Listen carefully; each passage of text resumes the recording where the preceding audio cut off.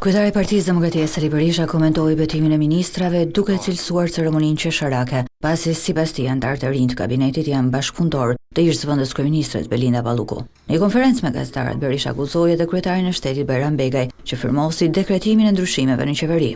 Të gjithë të emëruarit pa përjashtim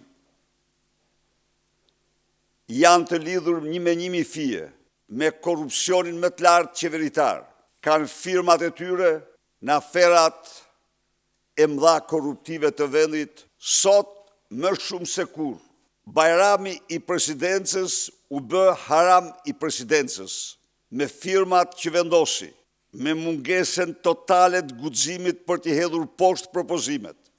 Ai u bë pjesë e një krimi permanent. Kryetari i Partisë Demokratike theksoi se këto ndryshime në qeveri shërbejnë si një arsye më shumë që opozita të këmbgul për largimin e kryeministrit Edi Rama.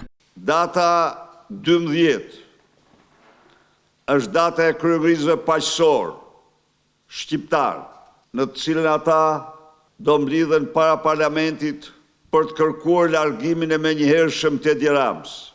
As një lubi, as 10 lubi nuk janë objektivat e kësaj kryengritje.